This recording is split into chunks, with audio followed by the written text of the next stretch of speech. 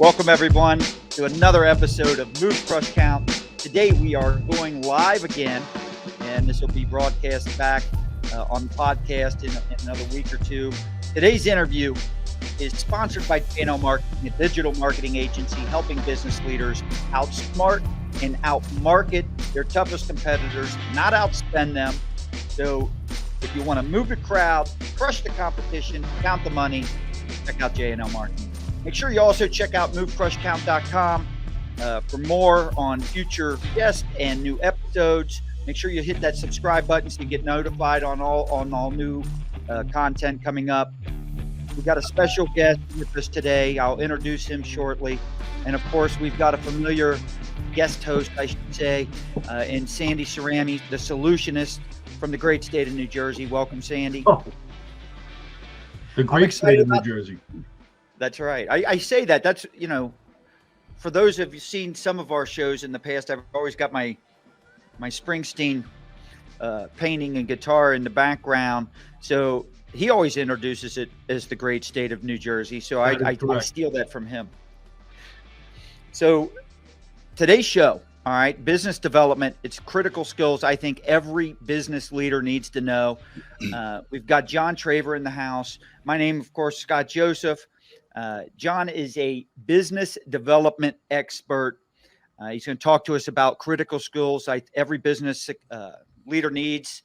If you want to be successful at adding things to your bottom line, if you want to increase sales, develop your staff, he's going to talk to us about all this stuff today. Welcome, John Traver.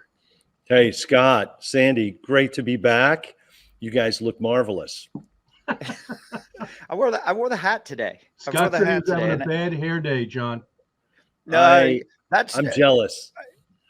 Well, what's happened, John, is so first off, I do want to, I should never say anything about a guest, but I feel confident in a hair contest. I'm going to outperform you, John. So, but I wear this hat. Your back. I wear this hat because I get comments all the time and people commenting on the show where Sandy just outshines me on the hair. I don't know about that, buddy. I mean, that's top notch. Years and years of teasing, my friend. Hey, I just want to say for those in the audience, you have to be really comfortable in your own skin to hang with these two guys and the amount of hair they got. You know what I mean? You've either tapped out or you're just, hey, I'm just going to be comfortable with myself. But JT, I'm going to just call it the way that I see it. See, if I was a big strapping dude like you that just had the success that you've had in your life and lived my life the way that you do, because I've been down to the Traver Connect Center, and it's a mind blower, by the way. I would ordinarily say, hey, it's got like a NASA feel to it. It's so unbelievably cutting edge, but I'm actually going to go SpaceX on you. I think it's got a real SpaceX feel to it.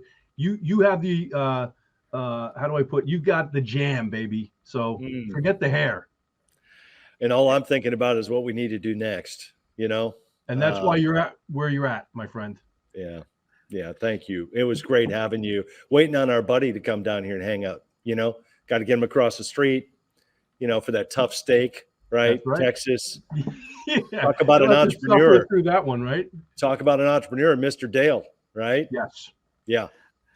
Amazing. I got to tell you, I was down there for our first episode with John when we did one on innovation, because I think he's a great, I mentioned earlier that he's a business development expert. He's also an expert, I think, when it comes to innovation, and that'll stand out probably in this interview as well. But John, when we moved offices recently, now don't get me wrong, this is not Traver Connect. This is not our executive offices here do not come close to what you got going on down there. It's awesome down there. But I did take that executive lounge area and we recreated it here.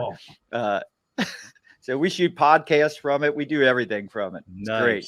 Nice. Are you talking the Texan room by the Executive Training Center? Yeah, that's awesome. Awesome. Well, we're looking forward to having some people here. COVID kind of was a little bit of a speed bump in terms of actually entertaining folks and getting after it. But I think the doors are cracked. I think That didn't stop Ron and I from, coming in and invading Traver Connect for a visit. and We came down anyway. waiting for all you guys to come back. We need to figure out how to do a couple events here together. Yeah. That's true. Well, we got the business bourbon and cigars coming up here in a couple weeks down at Hyatt Coconut Point Resort and Spa down in Bonita Springs, Florida. So we're excited about that, and we're excited to have you sponsor that. I think you're going to love it. Everything I've heard, the Dave Boyles of the world, Ed Bozart, I mean, these guys just continue to talk about the experience, the exchange with dealers. Heard from a few dealers that have been there. I love the brain trust in what you did. Yeah, well, it's a neat experience, and it's not just fun. I worry about, everyone thinks of it as a bunch of bourbon and cigars and having fun, but the content and what comes out of it from a solution standpoint tends to sometimes be overshadowed in the headlines. But that's the main thing, and that's why people keep coming back, and then we just have fun doing it. So, well, listen, No doubt. Timothy Leary had his thought amplification resources. Ours is bourbon. Pretty simple. Yeah, that's exactly right. Perspective. Hashtag Sandy. Yeah. Yep. So, John, I want to jump right in. I want to get us going here. For the people who may not know you, we've got a lot in the audience for Move, Crush, Count that are outside of auto. And I think if there's one, and you and I were talking about this off camera. Yeah. The auto industry can learn a lot from a lot of different industries, especially when it comes to the customer experience. You can look at the easy example would be Amazon, right? How can we make things easier from the customer to get the information they want to buy in a quick, easy process? I think the industry is trying very hard to catch up in that. One area that the industry leads in and that is its sales processes, its cross-selling, its upselling abilities, having a back end such as the service department or fixed ops department. If you look at all the different ways to grow a business, 3 different ways, right? You've got grow your customer base, grow the frequency, and grow how much money per transaction you're collecting.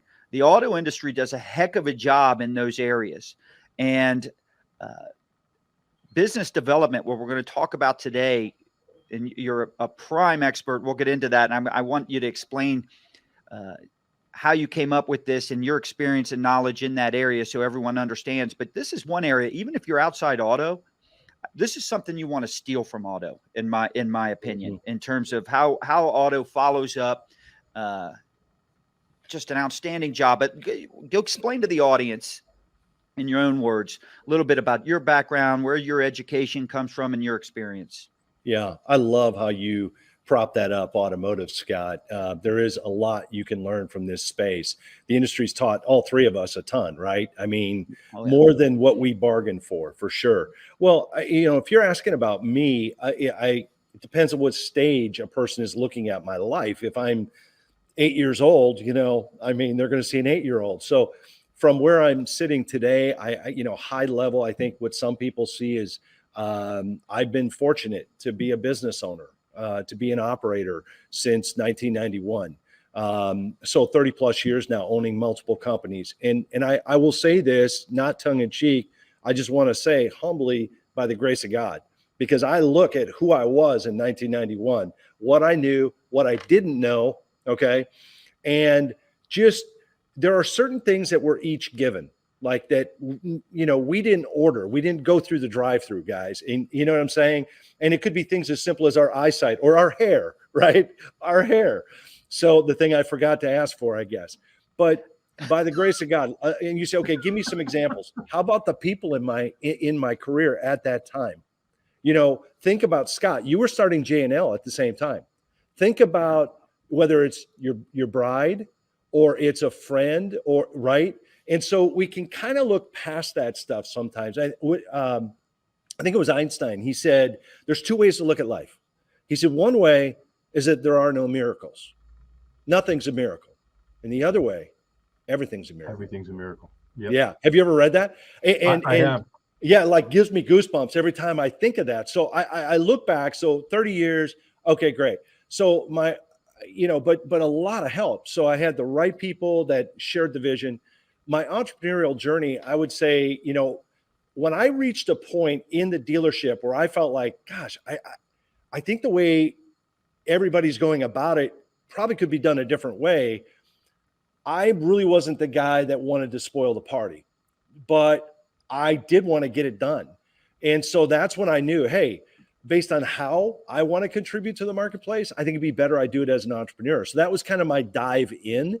And then in terms of business development, this is, I would just say, I'm just thinking back to when I was young. So, and I don't mind talking about this. I'll just say I was adopted at the age of 7.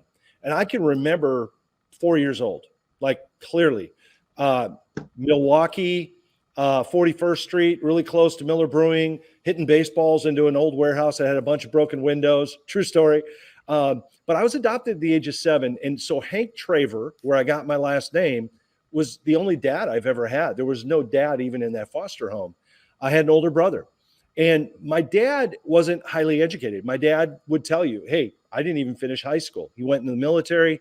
He worked as a road construction inspector for the state of Wisconsin. So he was like testing cement culvert pipes that would be put in under roads and stuff. And then he also worked as a sheriff in law enforcement.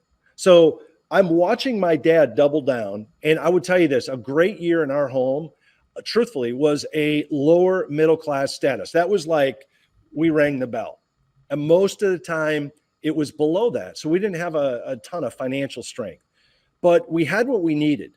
And one constant I saw from my dad, whenever I would get a chance to be with him in the workplace, whether it was wearing a uniform or he's driving to some culvert creation company testing pipe, was how he treated people. And I thought about this in my career as time went on, whether it was the president or the janitor, guys, it was like everybody was equal.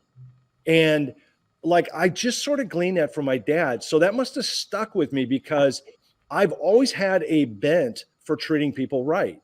So if somebody comes to my home and they're doing work, one of the things I'm going to work really hard at is creating equal ground. I'm going to ask them to do things a certain way. I might even tell them, hey, look, I'm probably going to be picky, but it's got to be, but I'm going to treat them with respect. And I think that's why that core belief lies so deep in me. So when it came to creating business development, that sort of was my ground zero. So like, when people think of Traver in the market of automotive, they think of the BDC, I think. Would you guys agree? Yeah, our earlier work. And and so what I would say first to those that are watching is, if you have your own business or you're playing a key role in a business, I think every business starts with a question. And Scott, you've heard me talk about this before. Sandy, you have too with Ron. But I think there's a question that every business begs. And I'm going to maybe get into that today, depending on where you take me. But I think the question I was trying to answer with Traver Technologies in 1991 was, how do we update an outdated sales process? So guys, Scott, you were starting J&L back then, right? And that's right. I mean, tell me, the industry was not outdated in 91, true or false? It was outdated. We would hide the keys to the trade, and the customer's like, hey, look, I just want to go. And yeah, we've misplaced your keys. You'll throw the keys on the roof. Not that those that are watching that aren't in automotive, we didn't really do that, but basically were leveraging the customer. John, at some point in the 60s, the guys at Hull Dobbs were doing that, like for real, Yeah, well, and you grew up in Queens or whatever, I mean, I believe you. In Wisconsin, I'm not sure, maybe, but to your point, it was just, that. And then I remember Consumer Report, Motor Trade, Car and Driver, Road and Track, and they're exposing our invoice prices. And that was a big deal, right? They had help, John. It did help. It forced us to change. And what we didn't know then, I didn't know, was the internet was coming. We were only 10 years away from the internet. So kind of like sitting where we are right now, what don't we know right now that it'll be here in 10 years, right? And sometimes I feel like in that conversation, we get too hung up on having to know that as opposed to who we need to be now to be ready for that. Does that make sense? So that's in our control. So I just knew that, there was a consumer who wanted to be treated right. And there were retailers who were ready to embrace the change. So my early work was, there actually was a concept called the phone room. You guys remember the phone room? Yep. And so it was about, getting knuckleheads in a room and, we're going to smile and dial. Yes or no, guys? Oh yeah. Yeah. Yeah. I remember that clearly. Yeah. Sandy, and you remember that, don't you, Sandy? I mean, you were. Well, you have to remember when they I started was bringing the phone, in we were cranking to make the call, Scott. That's what I thought. And then John, part of the problem after the cranking part with Sandy, he was only able to make a very limited number of dials because he had to keep waiting for the thing to come back around after he dialed it. He had to. I thought you said he kept putting his mouth down by the mouthpiece, thinking a gumball was coming out. Yeah. Oh my God. Oh man, there's two of us, one of you. I want to go back to something that John said because it speaks to, I think, the heart of everything that I believe the three of us hold near and dear, and that is the lesson your dad taught you in terms of how to treat people, right? And I think that is the DNA of the businesses that you've built, John. Ultimately, I know you're answering the question like in terms of how do we update an outdated sales process, but I also think that you keep the things that are true. The old golden rule. I mean, it's biblical in its origin. Do unto others as you would do unto yourself. Love thy neighbor. Those lessons they're spoken differently. It's all the same thing, and that's I think where I love the foundation that you build. Yeah, thank you. Again, a lot of people that share the same vision, and it can start with one person, but you're going to need help, and so I think that whole idea. What I was trying to do, guys, was really simple. I looked at the showroom floor, and I saw problems. Okay. So first of all, I saw most salespeople making the bulk of their living with the hardest to close, lowest grossing, most difficult to work with source of business, the fresh up. True or false? Absolutely true.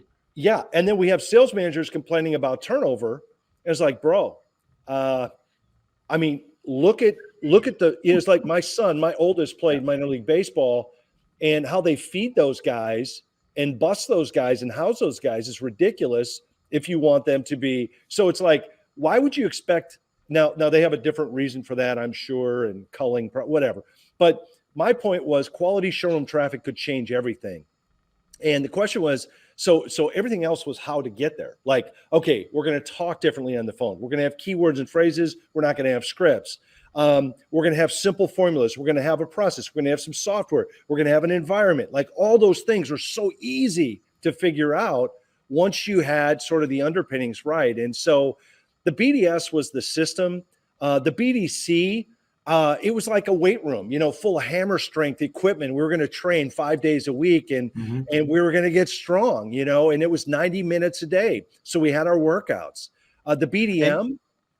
And just so for non-automotive people that are listening, when John is talking about BDC, he's talking about a business development center. And he was one of the first people to create, if not the first person to actually create an outsourced solution. So when we talk to John and label him an expert when it comes to business development, he's being a little humble here. He's truly an expert in this area. Paved the way for a lot of businesses. What was that, Sandy? I was saying, you can go beyond expert. There's plenty of experts at this stage of the game. Correct. There's one originator, and correct. And so, that's who's in the middle of the screen right now. That's the person that originated the entire concept of BDC. That is correct. Well, what Henry Ford is, which is innovative all on its own, by the way. Yeah. Yeah. I think Henry Ford, where I take great delight is in watching the evolution of the BDC. There are a lot of people that have poked the BDC in the eye and it doesn't work. And I may talk about that today a little bit just to hammer home a few points, but it's kind of like saying eating right, drinking enough good fluids, and exercising doesn't work. Well, I'm going to start with, are you working it first, right? Because we know it's timeless. And that's kind of what we were doing. I think the other thing I wanted to point out is the components were BDC. So to me, the facility needed to be professional. And you can kind of see that in the businesses today, right? Whether it's our ranching operation, which I may touch on today, because I want to show some contrast of business development in whatever business you're in. But I think facilities say a lot about how much you care about your people, how much you understand their desk, their workflow. And I think we can always be better. I think there's probably some line that you can cross, Mendoza line, if you will, where you go too far, So it's not about being posh, but it's about understanding, and there's a level of care there where now what you need, you can ask for, and you've already earned a yes before you even ask. And so that's kind of the seesaw that I'm always trying to work with our team. And sometimes it backfires, but it's very rare. I mean, because if the work's put in up front. So you have the BDC, then you got the system itself, which was our playbook, and then you have the BDM, that was our leader. And you need a leader for everything you're going to do. And I think where a lot of businesses struggle is they take a really good idea and they take somebody who's doing 18 things and they say, oh, Scott can handle that, or Sandy can handle that. And a good friend of mine, Bob Beal, Bob, one of the things he reminds me of all the time, he said, look, if you have a new initiative and it really needs to succeed, make sure your leader has at least 60% of their time available to just focus on that. And so 60 is the number to write down. So the BDM for me, though, my mind map was that wasn't going to be an eternal BDM.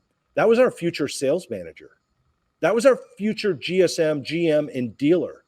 And so you go, well, how could that be? Well, they're going to rethink how to treat the customer. They're going to rethink how to talk to the customer.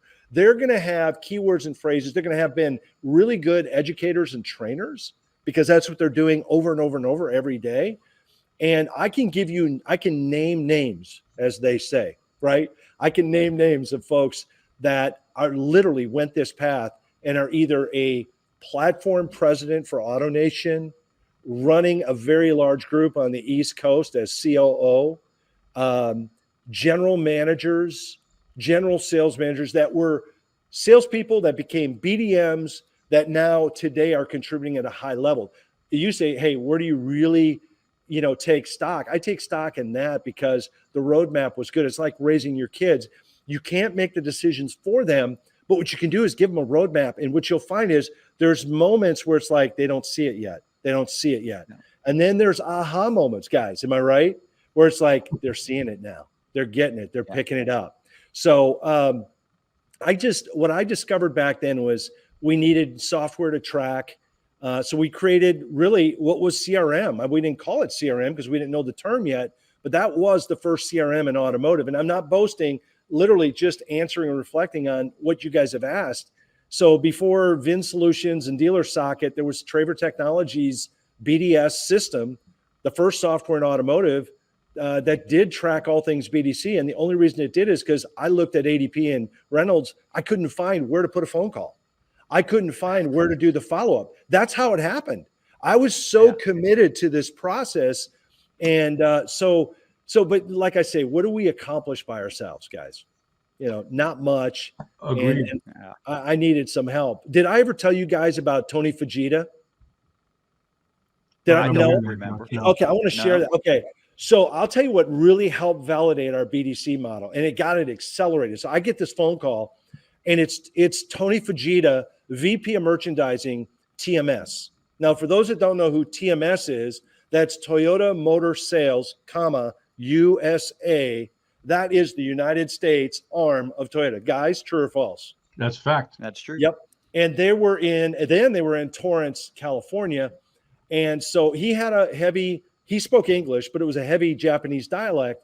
And hey, John, we see you doing much work in our best stores. And I'm going to hack the imitation here, but he's like, we may have questions for you about, and he's kind of taking me through it. And so I kind of was answering what I thought were rhetorical questions in the call. And then he said, look, I'm going to talk to John Matt, our VP of sales, and, we may get back to you. And I was just like exhaling, honestly, because I was living in a rent-a-center office pretty much. You know what I mean? We didn't own a piece of furniture. It was all rented. It was tiny. And, oh, please don't let them come here, But we were in like eight of their top 25 stores already in the United States. And what was happening is like Scott would call Sandy and Sandy would call John. Right. And it was We never ran an ad ever in our Hey, first John, 9 years. Can I ask you a question to back up just a second? When we talk about, when you're looking at ADP or CDK as it is now, and Reynolds, and looking for fields that you could place what you thought was valuable information, and it just didn't exist. What were you drawing upon, other than experientially? What were you drawing upon? Had you observed other industries that had done this effectively? Was it call center background? Where did you get the roadmap, if you will, to map out all these fields that were necessary to, in essence, constitute the CRM or early day CRM? This is a super vanilla answer, brother, but I'm just going to tell you, I've already told you. It was watching my dad treat people. It was asking the right question. And I'm going to see if I can't hammer that home today. Einstein had another great one-liner. He said, it's not that I'm so smart. It's that I stay with the question longer. And that's really, bro, that's what I was doing, right? I'm like, okay, that's not going to get us to that level. That's not going to, okay, but this will. Okay. And so that's where the idea came from. It was being able to just connect the dots and go, nope, that's not going to do it. So that was almost a Bush. Not going to do it. Wouldn't be prudent. That's as good as I can do. Little Dana Carvey. Fujita, when he called, it was big. And then he called a couple months later, asked me to come out. By the way, Toyota is 12 miles from where we're shooting this. They're in Frisco, Texas now. Yeah. Their corporate headquarters. Serendipity. The ultimate irony, right? Yes, absolutely. So they asked me to come to do a regional meeting for the Cincinnati region. It was in Traverse City, Michigan, across the lake from where I grew up. It was just kind of, it was kind of neat. Do you remember what year this was, roughly? Mm-hmm. This is, I'm going to say 93, maybe 94. Am I close? Yeah. Well, I'm just sitting there thinking, because, you and I both started our companies, our vendor, I should say, companies around in the same year. And so I was trying to think back of where I was at this point and some of these early conversations we had as well. So go on. You were celebrating your 50th birthday, Scott, right about then, right? My 50th? Well, not in 93, Sandy. I was celebrating yours. I mean, I remember this. You got to understand something about Sandy. All right. He loves to attack me. I'm younger. But man, I love him like a dad. I love him like a dad. I see him, John. I see him in the woods. He's like a little deer, licking his paw, just looking around. Yeah. You know why these guys, everybody watching, why these guys do the podcast from their own places is because in the same room, it's a fracas, It's separated by about 700 miles. Exactly. Yeah. We're playing bodyguard. I think we're going to do one live maybe on the Tuesday before we do our welcome reception down there at the event, Sandy. That might be a good opportunity. I'll be sure. Let me ask you, Ron's got a good question up here. I think we should ask you. So what do you think was the biggest contributing factor to the breakthroughs you've been able to create in your life and career?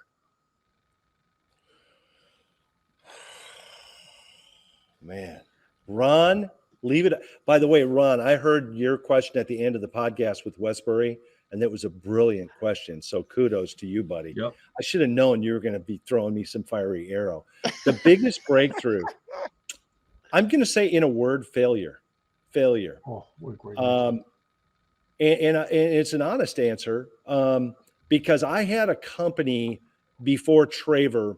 I left the dealership, wanted to do training, and it failed. And I may talk about it today a little bit. I have a note or two just to remind myself, and I'll go a little bit more into that. But I honestly think, Ron, when I walked into the offices in Houston, Texas, after leaving Wisconsin, and I could see myself on the movie screen, and I was in the audience by myself, and I'm yelling to the screen, stop, don't do it. Because the last company I had, it got me hired by a major dealer group. Again, I'll tell that story in a little bit. And it helped me. But I think I just looked at failure. And so I think the words, how guys like go away for a weekend to build their mission statement and figure out who they're going to be in life when they get in their 40s, and it's that halftime Bob Buford. Steve Farrar said this to me one time, and I'm like, I'm subscribing to your mission statement. He goes, John, I can tell you my mission statement. I have it memorized. I said, what is it? He goes, don't screw up. And I'm and I'm like, I think I like that, Steve.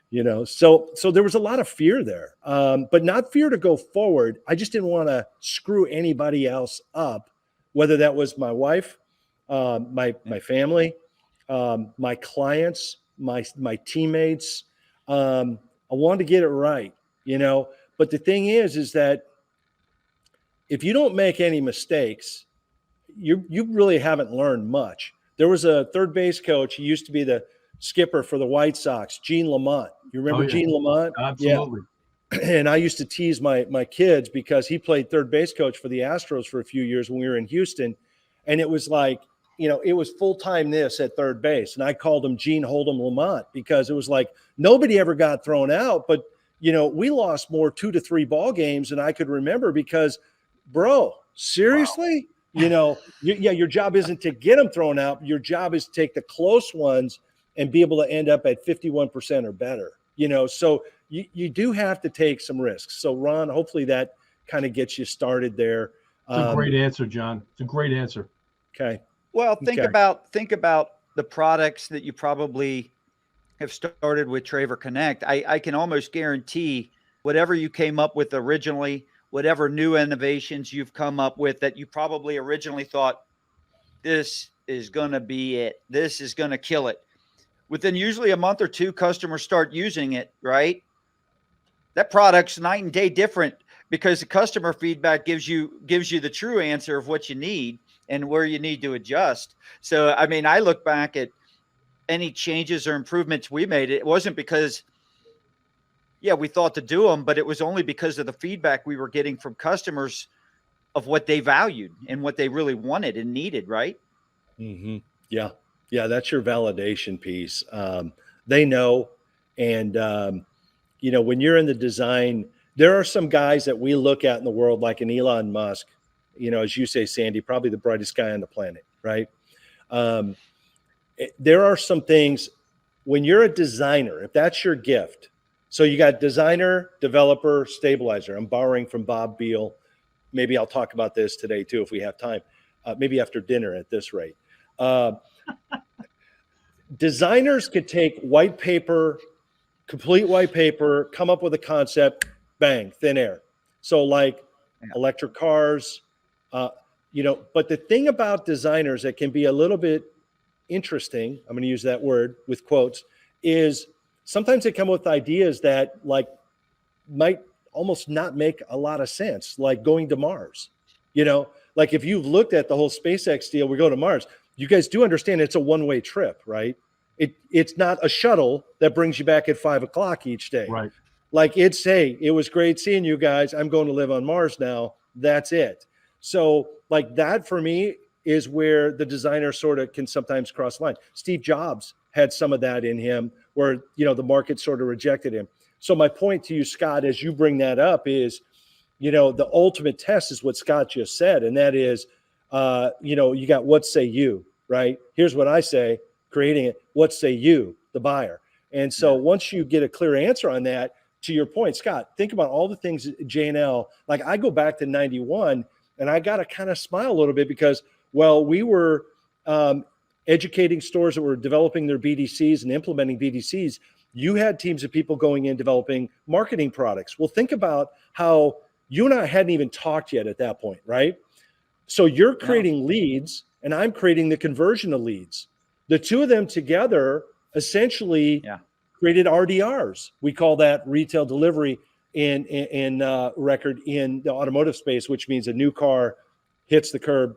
It's now, owned by somebody. And that's really what it was all about, was this process. You should have bought us back then. Yeah. I don't think I could have afforded to, you know what I mean? No. But John, hey, I love your analogy. I'm sitting here. Go ahead. I was going to say something real quick, Sandy. Sorry about that.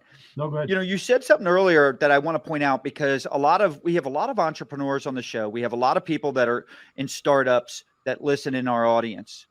And you had said something that was very interesting. You were talking to, what was this title with Toyota again? VP of Merchandising, Tony Fujita. Okay. Yeah. So obviously a decision maker high up in the organization, you didn't get to that conversation because you were knocking on and cold calling him. You got to that conversation. So I get asked all the time, we've got great manufacturer relationships, right? And one of the questions I get asked from people is, how did you get those? We did not get those by just calling on them. We did something very similar to what I heard you say you did, right? And that is, we got into top dealers, whether it's in their regions, business centers, or anywhere in the country. And it is usually the dealers, especially the successful ones, that are your loudest voice. They're your advocates.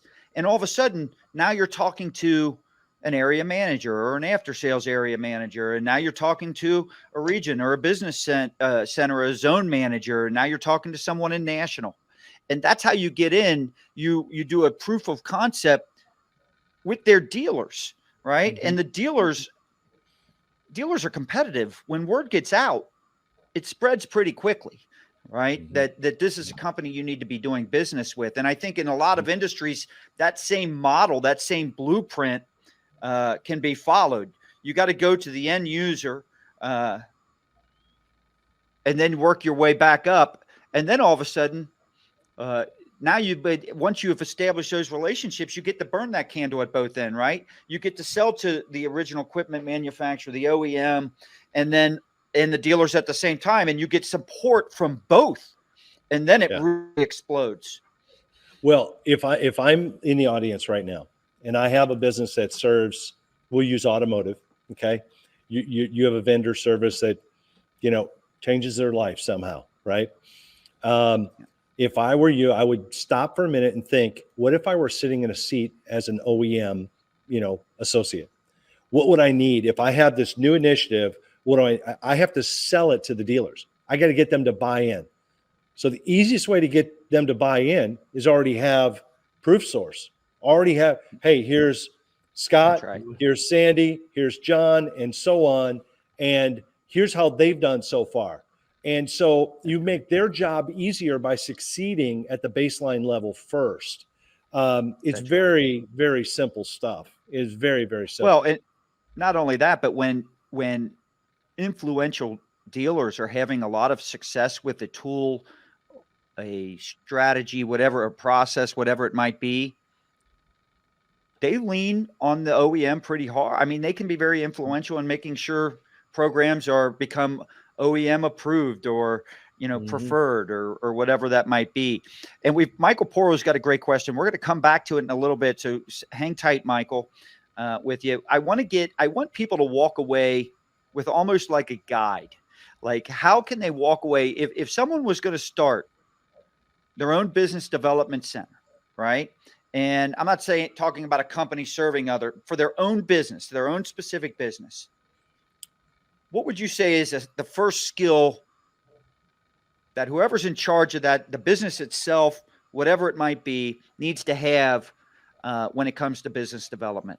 What's the first thing you would recommend, or the skill they need to hone in on? Honestly, I think if you have the right idea, it's going to be about replicating that idea. So what's the word most often used to replicate a person's idea? What vehicle do we use? Huh? You're talking about scale. Yeah. Okay. So you guys have an idea on how to blank. You have to provide training. Training is the vehicle, right? First. So there has to be some sort of, if I'm going to duplicate, how are we going to do this? Now, training for some, I would start there, Scott. Okay.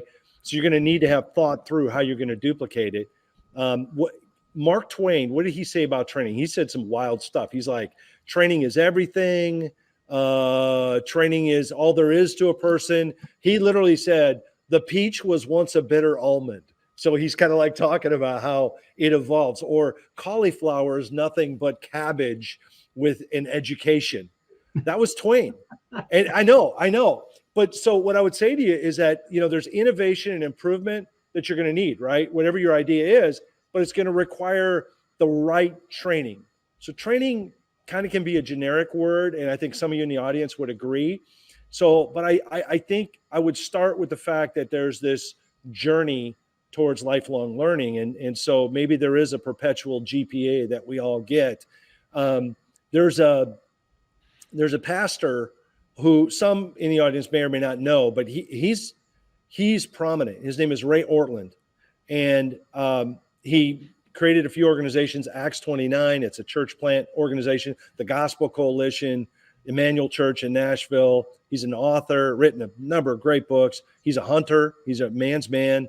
And he's got this book that's an extrapolation of the book of Proverbs, and which really is a book about wisdom. And he said something that sort of supports what I'm trying to set as a baseline to your question. And that is, everyone's on a path. Everyone's going somewhere. We agree so far, right? Life's a journey, but the end of it all is not just a place, it's a condition. So we're becoming the end of our journey, right? So as you ask that question, whether it's wise or foolish, every moment takes us a little closer. Training is one of our very important compass tools. So sometimes we get caught up in the product. So like for me, I would recommend, as I look back, my initial laboratory was the dealership, right? And so it was selling. And I remember they had these workshops for, like, say, service. And Chrysler, it was a Dodge store, wanted you to go have somebody in attendance in order to get your whatever. And so part of dealer money. And they knew I would go to any workshop. So I think what I would say to you is, as you start your journey, know what you do best. For those that are old enough, stick to what you do best. If you're younger, you say, what's younger? If you're in your 20s, 30s, or 40s, I would say you get a free pass. You should still be trying to figure out what you do well, what you really enjoy. Would you guys agree with that? Yep. Yeah. If you're in your 50s, I would say you better know what you do best.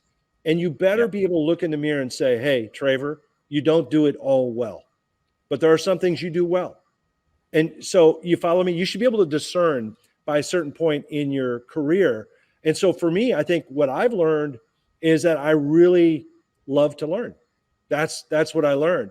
That early company I told you about, ITC, International Training Company Corporation, what I was going to do was provide training to organizations in southeastern Wisconsin. Mm-hmm. And so I would write the content and, sell the attendance. And I had automotive dealers, I had real estate associates, I had cellular phone salespeople. That was back in the day when cell was just taking off. And there was a guy named Brian Ducharme, who was the GSM for Cellular One in Milwaukee. Yeah. And Brian, he didn't realize it, but he gave me a ton of confidence because he kept saying, hey, John, I want to get you in here like every month. Can you keep writing content?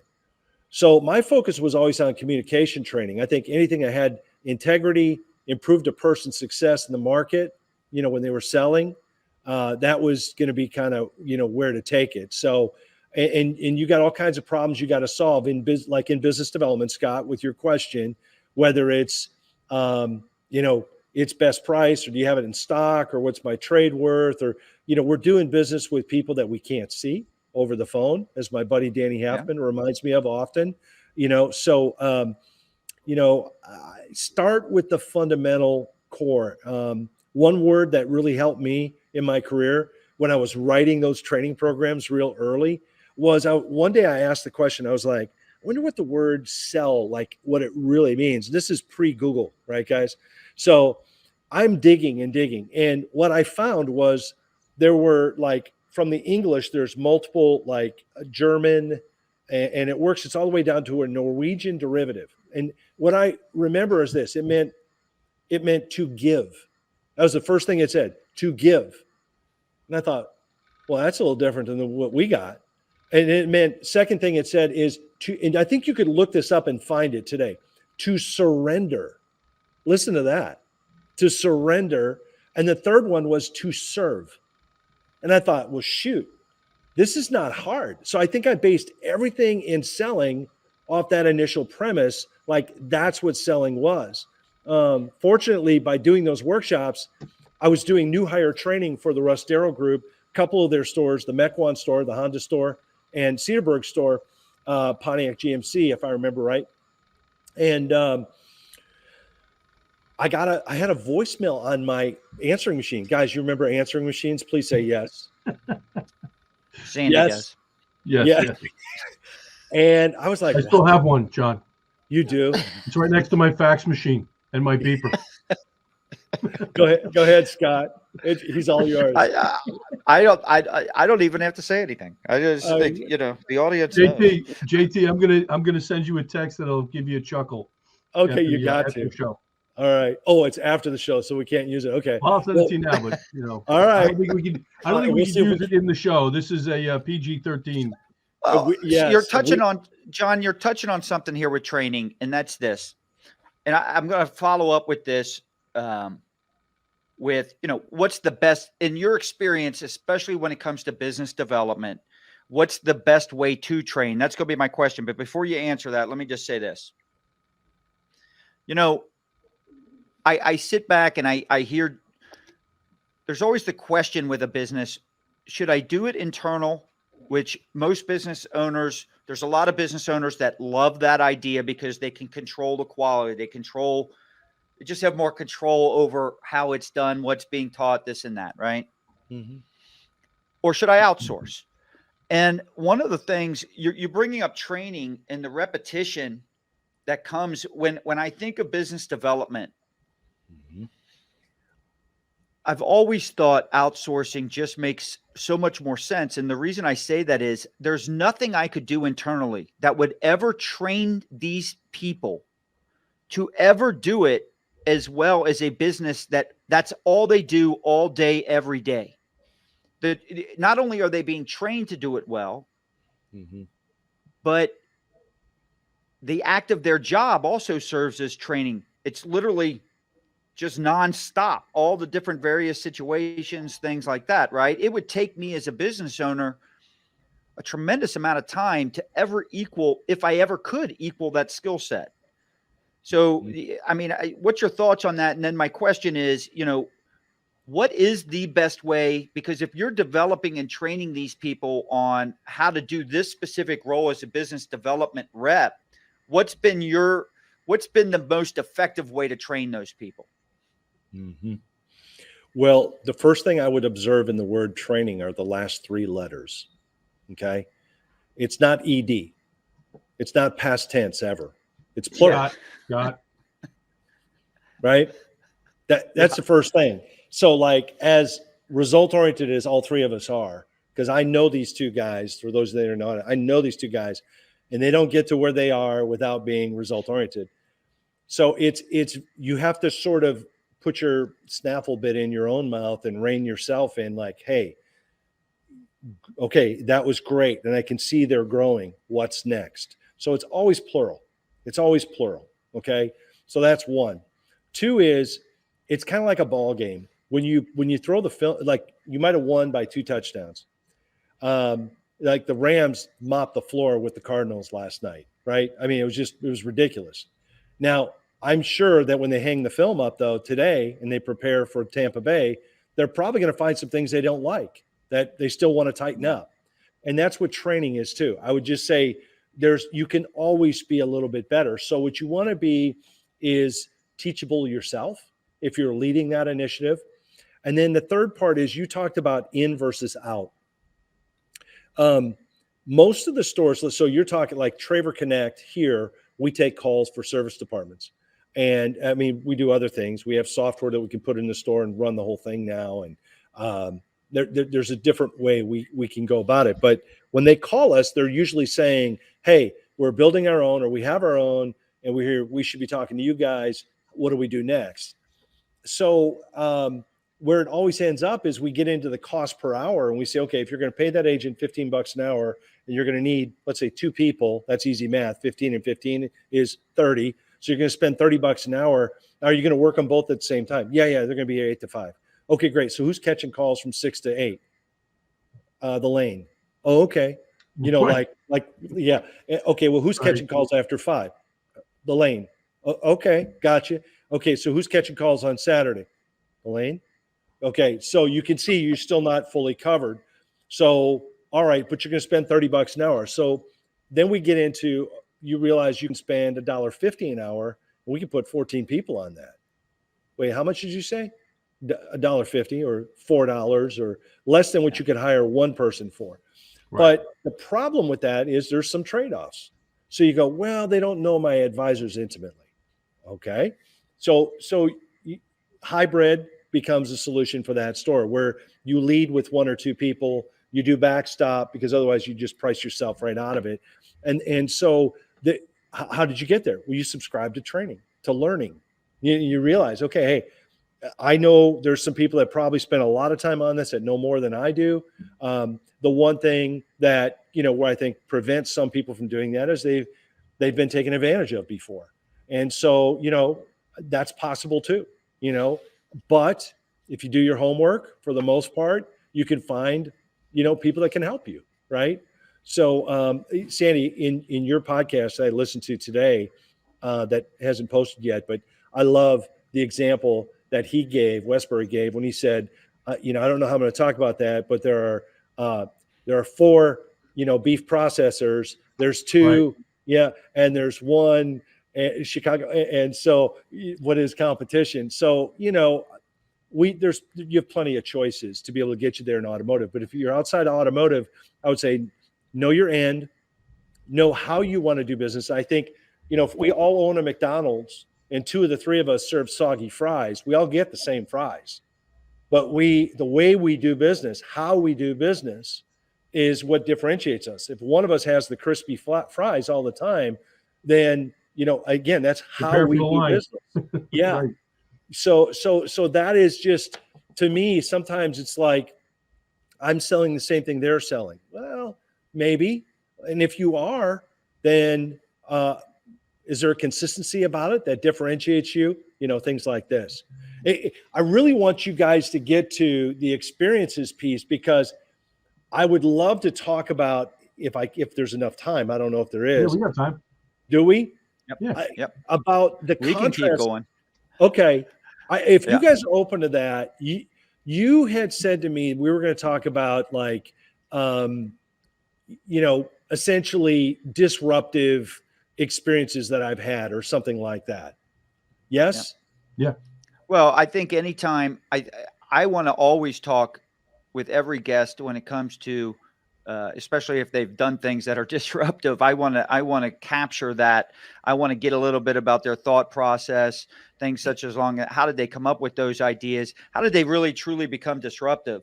So yes, I mean, we definitely want to go down that route. And as I said at the very beginning, I think your innovation will scream out. Before we get there, Michael Porro has got a great question, which he's serving it up to you on a silver platter here. And so let's keep this one brief. But why should if in elevator pitch this? Why should businesses do business? Why should a business do business with you versus other companies that they might outsource for business development? Oh, is he talking about our business in particular? Yeah. Yes. Well, okay, let me just say this. I can't answer that question for you because I don't know what your must-haves are, right? But what I would say is this: know your must-haves, screen that company, see what kind of job they have done at understanding what your deliverables are, and then make your decision. So to me, if it's, somebody picking up the phone and selling you what's on the shelf, you may luck out, but you also may be disappointed. If it's somebody who assesses your needs, who asks you some questions around those needs, who really does have an understanding of what you're trying to do in its timeline, and then begins to make recommendations, you're probably heading down the path where you're finding a really good partner. So I think that's how you do it. How you choose an organization I'm part of or not, that's up to you. But I think that's a great evidence procedure for how to pick the right company for you. Does that make sense? Well, yeah. I'd actually, Scott, would like to dovetail off of John's comment because I know John's being humble right now. And I'm going to brag on John because I've had an interesting perspective over my career of seeing a lot of different providers in a lot of different disciplines. And I have had numerous conversations with BDC providers that are out there in the marketplace. I'm not going to name names, but I'm going to say this about Traver Connect specifically and John and his team. They find out what the end you have in mind is, and they start there and build towards that. And they have an incredible I'll call it cachet of resources that they draw upon that touch from the technology perspective, the training perspective, the mindset perspective, and the collaborative perspective that I don't think anybody else in the marketplace can even touch. I think that they are literally head and shoulders above on each one of those points that I'm making. And that is the differentiator for Traver Connect and John's team. And that's as best as I can say it. I wrote down the same thing. When I heard your answer, John, I'm sitting here thinking, all right, well, it comes down to strategy, right?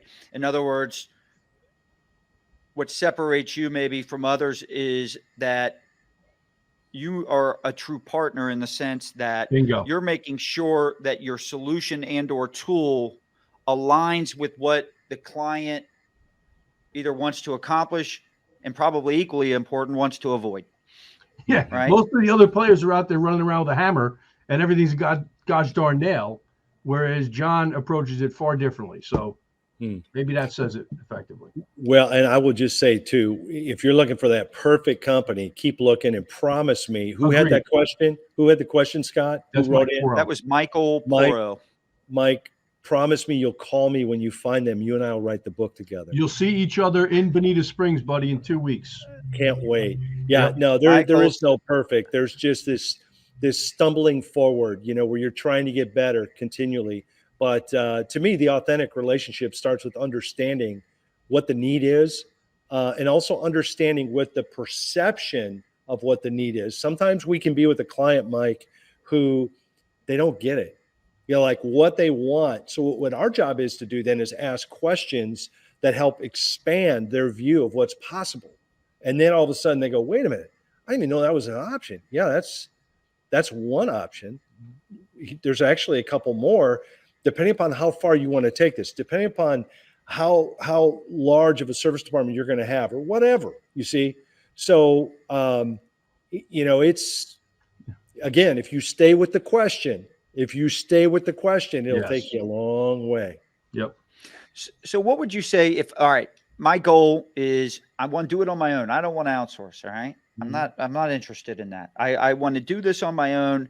I want to increase sales. I want to develop my staff. I want to increase my bottom line. Those are the most important things to me. What's the second? You mentioned training, staying in your lane, knowing your outcome. What's the second critical business development skill needed to do it the right way? Okay. Well, I would say this. If you have a staff on that initiative that's going to think like an owner, they're going to act like an owner, regardless of their title, right? And I would say make sure you know this because they eat the dog food, they drink the champagne. You know what I mean by that, right? Yeah. So, they actually look and listen to what this sales process feels like to a customer. There's somebody who doesn't fall in love with their product.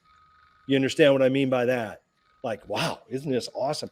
Look, be careful, because as soon as that happens, you're no longer in the cockpit flying that thing. You're in the museum looking at it. So be careful. It's like raising your children or growing a garden. It all has stages. So I would say, if they have that attitude internally and externally, internally means, how's my staff doing? And then externally, the customer, and you stay close to the customer experience, then I would say, remember that it's a result-oriented mission, Scott. And sometimes we can get so focused on that end goal that we forget, what the end product tastes like to that customer or feels like to our teammate. And so you go, why is that important? Well, business development is also plural. It's not, hey, we developed business today. All right, well, y'all take care. I'll see you next year. What are you talking about? Tomorrow again, let's do it again, right? It's daily.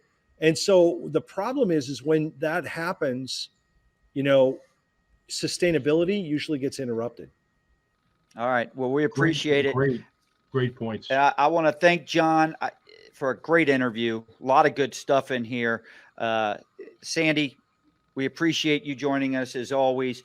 You guys can go and find out a little bit more about John and Traver Connect at traverconnect.com. I encourage you to do so. Once again, if you want more information on Move Crush Count, go to move.crush.count.com. And make sure you follow us on Twitter, LinkedIn, Facebook, Instagram. You can join our groups even, and John's part of those groups. So if you got questions, you can go to our LinkedIn group or our Facebook group as well, and he'll be happy to answer any questions you might have. Make sure you're subscribed so you're kept up to speed on all future guests and new episodes. Today's interview was sponsored by J&L Marketing, a digital marketing agency helping business leaders outsmart and outmarket their toughest competitors, not outspending them.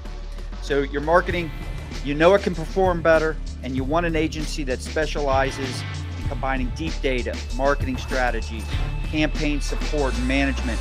So check out J&L Marketing so you can enjoy the excitement that comes with moving the crowd, crushing the competition, and counting the money. Thank you all. Great job, guys. My pleasure. Thank you, JT. Always a pleasure. Thank you.